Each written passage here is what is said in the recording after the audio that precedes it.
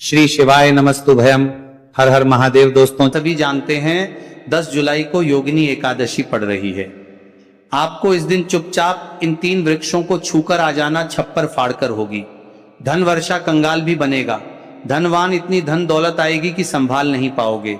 जन्मों जन्मांतर की गरीबी तत्काल हो जाएगी। दूर अगर विश्वास नहीं तो 10 जुलाई 2026 योगिनी एकादशी के दिन प्रैक्टिकल करके देख लेना।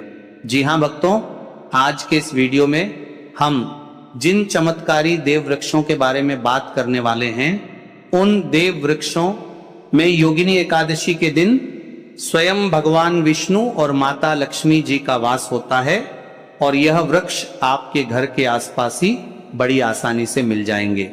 इन देव वृक्षों के बारे में स्वयं महादेव ने अपने प्रिय भक्त रावण को बताया है कि कोई भी व्यक्ति सही समय पर सही मुहूर्त पर सही क्रिया अनुसार 10 जुलाई योगिनी एकादशी के दिन इन देव वृक्ष को छूकर चुपचाप आ जाता है तो उसके घर में स्वयं महादेव की कृपा बरसती है और उसके जीवन में चल रही गरीबी, दुख, कष्ट सब समाप्त हो जाते हैं। जन्म जन्मांतर की गरीबी तत्काल दूर हो जाती है। आपका भाग्य 7वें आसमान पर होगा। जहां जहां भी जाओगे धन दौलत आपके पीछे पीछे आएगी। तो फिर आपसे एक छोटा सा अनुरोध है कि वीडियो को पूरा देखें, तभी लाभ की प्राप्ति हो सकती है। इसलिए इस वीडियो को पूरा देखें। यदि आज आपने वीडियो को बीच बीच में देखा, काट काट कर देखा, तो जीवन में आपको कभी भी सफलता हासिल नहीं होगी और आप पूरे साल परेशान ही रहोगे। आप साथी भक्तों, इस वीडियो में हम आपको ऐसे पेड़ बताएंगे जिन्हें छूने मात्र से आपकी गरीबी तत्काल दूर हो जाएगी। जी हाँ भक्तों, माँ लक्ष्मी की आप पर ऐसी कृपा होगी कि आने वाले समय में आप धनवान बन जाओगे। भक्तों, अगर आप 10 जुलाई योगिनी एकादशी के दिन ये जो पेड़ हम आपको बताएंगे, उन पेड़ों को छूने मात्र से आपकी गरीबी दूर हो जाएगी। भक्तों, इस बार योगिनी एकादशी कई वर्षों बाद विशेष संयोग में आई है, तो जिन वृक्षों के बारे में हम आपको बताने वाले हैं, अगर आप उन्हें हमारे बताए अनुसार सही समय और शुभ मुहूर्त देखकर छू लेते हैं तो यकीन मानिए आपके जीवन में कुछ दिनों बाद धन की वर्षा होने लगेगी। फिर आपके जीवन में आपको उन्नति करने से कोई नहीं रोकेगा पाएगा। आपकी हर मनोकामना पूरी होगी, खुशियों से भर जाएगा आपका घर। यदि आप 10 जुलाई योगिनी एकादशी के दिन इन देव वृक्षों को छू लेते हो तो तीनों देव ब्रह्मा विष्णु महेश का आपको आशीर्वाद मिल जाएगा। इसीलिए भक्तों, इस वीडियो को पूरा देख लीजिए। तो चलिए जानते हैं कि कौन से ऐसे पौधे हैं जिनको 10 जुलाई योगिनी एकादशी के दिन छू कर आ जाना है। लेकिन उससे पहले अगर आप इस चैनल पर नए हैं तो चैनल को सब्सक्राइब करके वीडियो को एक लाइक जरूर करें। साथ ही आप अपनी राशि या अपने शुभ नाम को कमेंट बॉक्स में जरूर डाल दें, क्योंकि हम आपकी राशि से जुड़ा भाग्य भी बताते हैं और भाग्य में चल रही परेशानियों को तत्काल दूर करने के लिए आसान से आसान उपाय भी बताते हैं। इसीलिए आप अपनी राशि कमेंट बॉक्स में जरूर डाल दें। तो चलिए भक्तों, वीडियो को शुरू करते हैं। देखिए भक्तों, हमारी हिंदू संस्कृति में कई तरह के पौराणिक मान्यताओं को महत्व दिया गया है कि कई ऐसे पेड़ पौधे कई होते हैं जो कि देव वृक्ष कहे गए हैं और काफी शुभ भी माने गए हैं। प्रकृति में मौजूद कई ऐसे पेड़ पौधे होते हैं जो कि हमारे जीवन में चल रही परेशानियों को दूर कर देते हैं। खास बात यह है कि पेड़ पौधे की न सिर्फ लोग पूजा करते हैं बल्कि औषधि के रूप में भी प्रयोग करते हैं। ये कई प्रकार की बड़ी से बड़ी बीमारी को ठीक करते हैं और वेद पुराणों में भी कई प्रकार के पेड़ पौधों का उल्लेख है। भक्तों, यदि आप भी 10 जुलाई योगिनी एकादशी को इन वृक्षों को छू लेते हो तो आपको महादेव का ऐसा आशीर्वाद मिलेगा जिससे कि आपके जीवन की समस्त परेशानियां दूर हो जाएंगी। भक्तों, ज्योतिष मान्यताओं के अनुसार इस सोमवती पूर्णिमा पर स्वयं भगवान भोलेनाथ इस चमत्कारी पौधे पर विराजमान रहेंगे, जिसकी बात आगे हम इस वीडियो में करने वाले हैं। और अगर आप इन खास पेड़ों को हमारे बताए अनुसार इनको छू कर आ जाते हैं तो इसी से आपका बेड़ा पार हो जाएगा और उसी वक्त तीनों देव ब्रह्मा विष्णु महेश का आशीर्वाद आपको तुरंत मिल जाएगा। फिर आपको धनवान बनने से स्वयं विधाता भी नहीं रोक पाएंगे। तो भक्तों, उन चमत्कारी वृक्षों को बताने से पहले हम आपको योगिनी एकादशी के बारे में जानकारी दे देते हैं, ताकि आपको उन देव वृक्षों को छूने के लिए सही शुभ मुहूर्त का पता लग जाए। आइए जानते हैं योगिनी एकादशी की सही डेट टाइम का शुभ मुहूर्त पुण्य काल के बारे में। पंचांग के अनुसार आषाढ़ मास की कृष्ण पक्ष की एकादशी तिथि की शुरुआत 10 जुलाई 2026 की सुबह 8:16 बजे से होगी और ये 11 जुलाई 2026 की सुबह 5:22 बजे तक रहेगी। इसीलिए उदया तिथि के अनुसार इस बार 10 जुलाई शुक्रवार के दिन आषाढ़ एकादशी तिथि मनाई जाएगी। तो भक्तों, सबसे पहले तो आप सभी योगिनी एकादशी के दिन इन पौधों को किसी भी समय यानी कि किसी भी टाइम आप छू कर आ सकते हो, उसमें कोई भी दिक्कत वाली बात नहीं है। चलिए अब हम आपका ज्यादा समय बर्बाद ना करते हुए बताते हैं कि कौन कौन से पेड़ पौधे को छूना चाहिए। भक्तों, हमारे हिंदू धर्म में देवी माता रानी के अनेक स्वरूप कहे गए हैं, जिसमें वृक्षों को भीमा देवी के स्वरूप कहा जाता है। तो आज हम आप लोगों को ऐसे वृक्ष के बारे में बताएंगे जिनको 10 जुलाई योगिनी एकादशी के दिन छूना बेहद शुभकारी बताया गया है। योगिनी एकादशी में इनको छूने मात्र से शत्रु दोष, कर्ज दोष, गरीबी दोष सब समाप्त होते हैं। योगिनी एकादशी का दिन भगवान विष्णु और माता लक्ष्मी को प्रसन्न करने के लिए सबसे उपयुक्त दिन माना जाता है। और योगिनी एकादशी के पावन पर्व में कुछ ऐसे वृक्ष हैं जो कि देव वृक्ष कहे गए हैं, देवी वृक्ष कहे गए हैं। ये देवी के स्वरूप होते हैं, माता काली के स्वरूप होते हैं। और हमारे धर्म में पेड़ पौधे को देवी देवता मान करके हम इनकी पूजा करते हैं और हमें पूजा भी जरूर करनी चाहिए।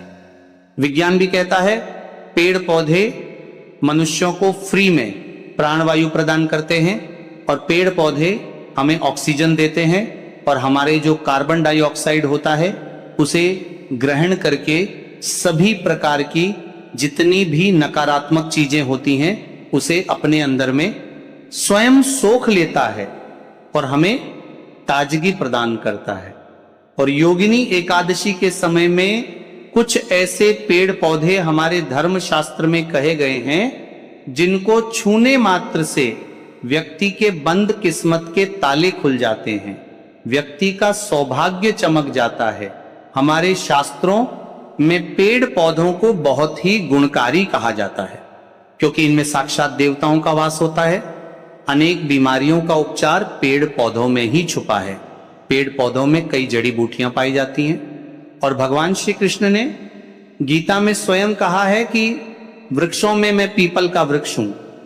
पीपल के वृक्ष को वृक्षों का राजा कहा जाता है, क्योंकि पीपल वृक्ष की जो आयु होती है सबसे ज्यादा होती है, सबसे अत्यधिक होती है।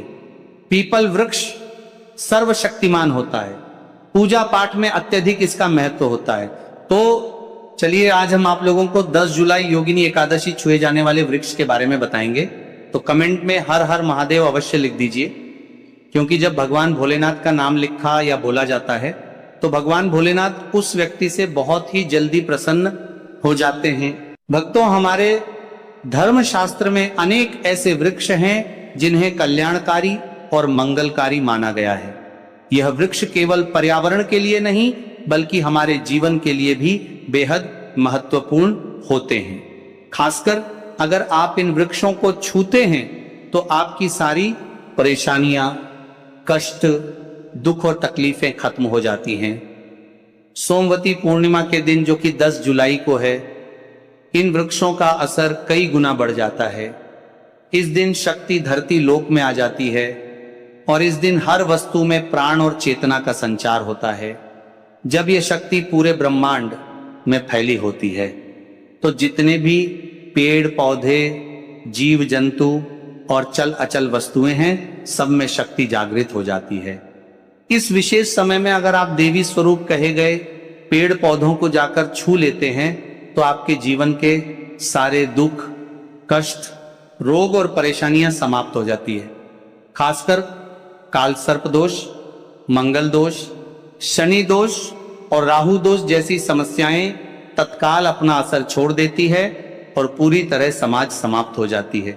भक्तों, आज हम आपको 4 से 5 देव वृक्षों के बारे में बताने वाले हैं जिन्हें हमारे धर्म शास्त्र में बहुत महत्वपूर्ण माना गया है। ये चारों वृक्ष आपके जीवन में सुख, समृद्धि और खुशहाली लाने के लिए बेहद प्रभावशाली होते हैं। इसीलिए इस वीडियो को ध्यान से देखना, क्योंकि अगर आपने इसे बीच में काट कर देखा तो बाद में आपको पछताना पड़ सकता है। 10 जुलाई योगिनी एकादशी का पर्व ऐसा है जब आपको लंबी लंबी पूजा पाठ करने की जरूरत नहीं होती है। बस अगर आप इन विशेष वृक्षों को योगिनी एकादशी के दिन सही तरीके से छू लेते हैं और का आशीर्वाद लेते हैं तो गरीबी खत्म हो सकती है। यह वृक्ष इतने शक्तिशाली होते हैं कि आप अपनी आंखों से इनका असर देख सकते हैं, और खास बात यह है कि ये सारे देव वृक्ष आपके आसपास आसानी से मिल सकते हैं, तो आप इन्हें अपने घर के पास से ही ढूंढ सकते हैं। अब वीडियो में आगे बढ़ने से पहले अगर आपने अभी तक कमेंट बॉक्स में हर हर महादेव नहीं लिखा है तो कृपया हर हर महादेव जरूर लिखें और वीडियो को लाइक भी अवश्य ही करें। तो भक्तों, अब हम बात करते हैं कि कौन से वे 3 वृक्ष हैं जिन्हें हमें योगिनी एकादशी के दिन छूकर आना चाहिए। ये वृक्ष ना सिर्फ आपके जीवन को खुशहाल बनाते हैं बल्कि आपकी गरीबी और दुख दर्द को भी समाप्त कर दिया देते हैं।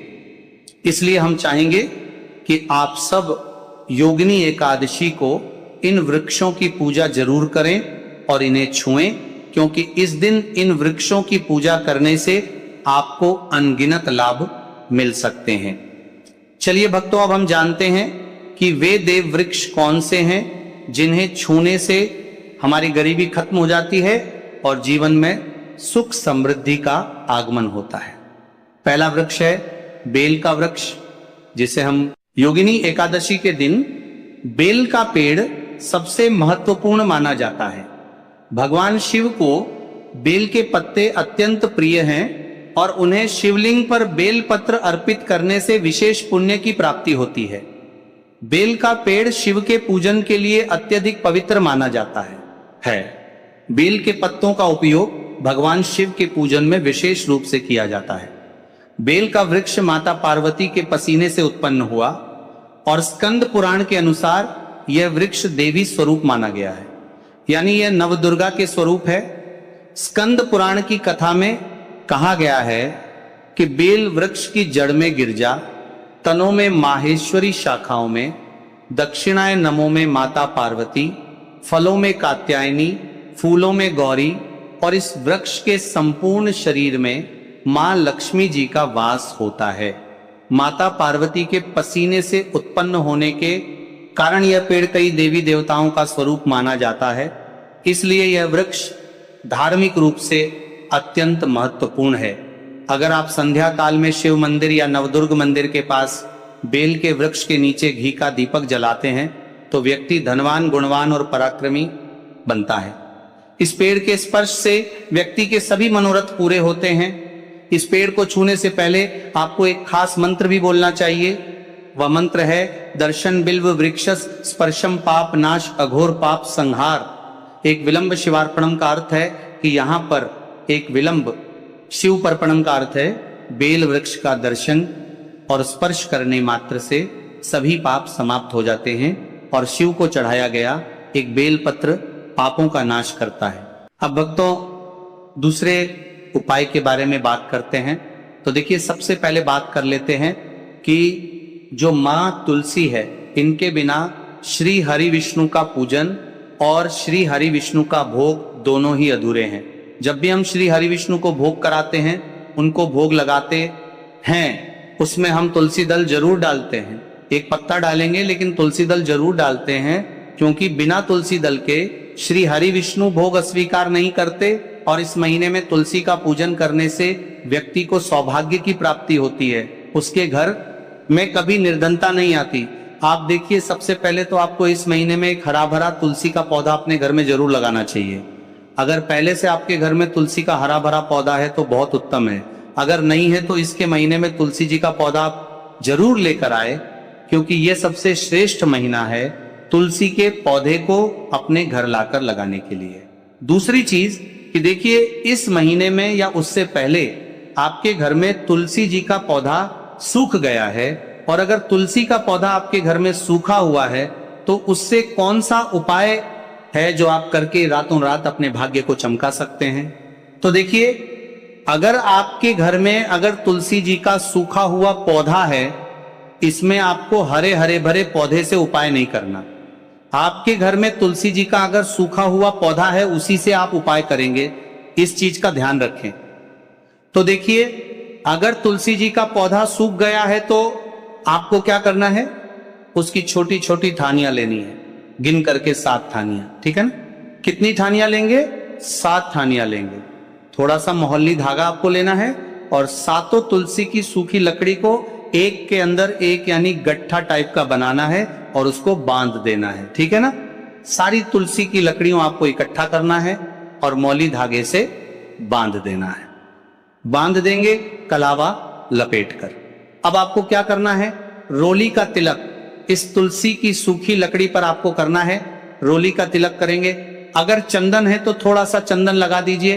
अभी ये तुलसी की जो सूखी लकड़ी है, ये आपको थोड़ी देर अपने घर के मंदिर में रखनी है, श्री हरि विष्णु के सामने, और एक देसी घी का दीपक आपको श्री हरि विष्णु के सामने लगाना है।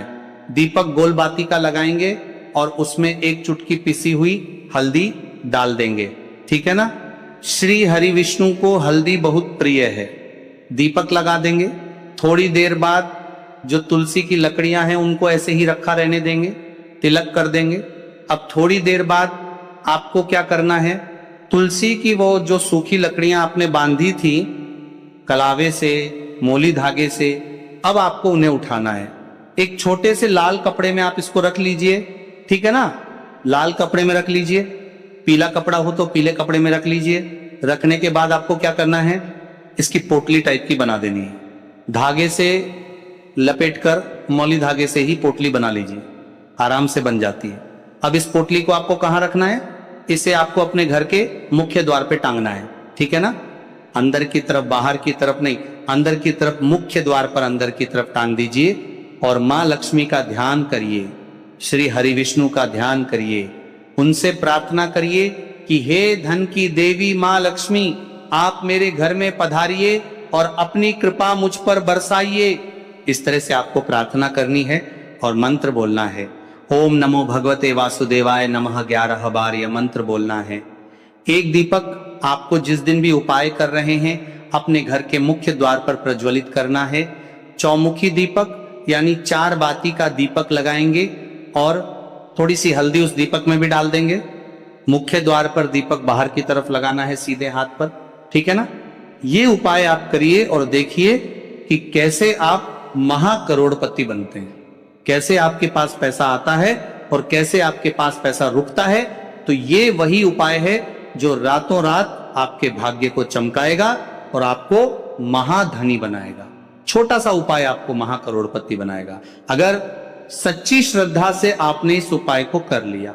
साथ ही साथ इस महीने में अगर कोई जूते का दान कर देता है, जूते चप्पलों का कोई दान कर दे इस माह में, तो समझ लीजिए उसे हर वह वस्तु मिलती है जिसकी वह कल्पना करता है, जिसकी वह चाहता है।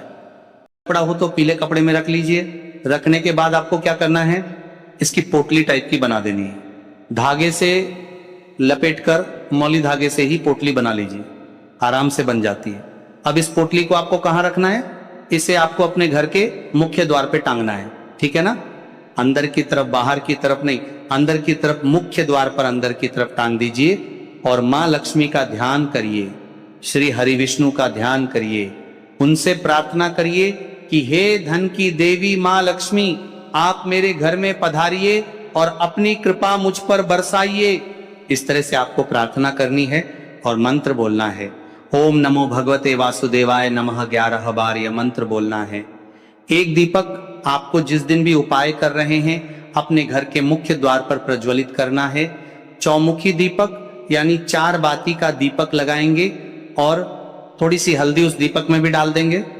मुख्य द्वार पर दीपक बाहर की तरफ लगाना है सीधे हाथ पर, ठीक है ना। ये उपाय आप करिए और देखिए कि कैसे आप महाकरोड़पति बनते हैं। कैसे आपके पास पैसा आता है और कैसे आपके पास पैसा रुकता है, तो ये वही उपाय है जो रातों रात आपके भाग्य को चमकाएगा और आपको महाधनी बनाएगा। छोटा सा उपाय आपको महाकरोड़पति बनाएगा। अगर सच्ची श्रद्धा से आपने इस उपाय को कर लिया, साथ ही साथ इस महीने में अगर कोई जूते का दान कर देता है, जूते चप्पलों का कोई दान कर दे इस माह में, तो समझ लीजिए उसे हर वह वस्तु मिलती है जिसकी वह कल्पना करता है, जिसकी वह चाहता है।